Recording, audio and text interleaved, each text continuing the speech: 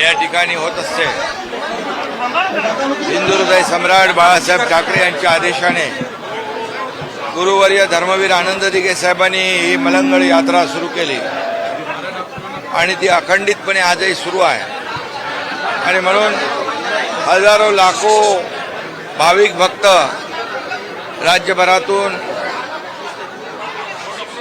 या ठिकाणी दर्शनाला येत असतात आणि या मनोभावे नाथांचं दर्शन घेत असतात, नाथांच्या समाधीचं दर्शन घेत असतात। आणि या ठिकाणी ही मलंग यात्रा अनेक दिवस या ठिकाणी सुरू असते। राज्यातून परराज्यातून देखील हजारो लाखो भाविक या मलंगनाथाच्या उत्सवामध्ये यात्रेमध्ये सहभागी होतात। मी त्यांचं स्वागत करतो। यावेळेस मलंग भक्तांसाठी फेनिक्युलरची सेवा सुरू झालेली आहे। त्यामुळे यावर्षी ज्या लोकांना वयोवृद्ध आहेत, महिला आहेत, ज्यांना इच्छा असून देखील मलंगनाथाचं नवनाथांचं दर्शन घेता येत नाही, वंचित राहतात, त्यांना फेनिक्युलरमुळे ती सेवा प्राप्त झालेली आहे।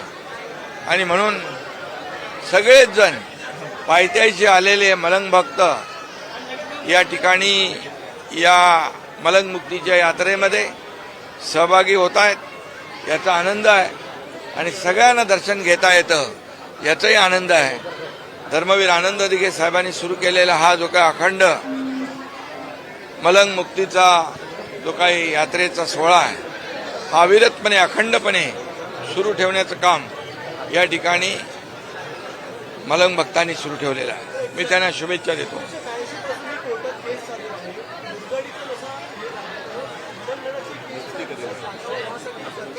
यामध्ये बिलकुल ठाण्याच्या कोर्टातही हायकोर्टातही केस सुरू आहे आणि लवकरच या ठिकाणी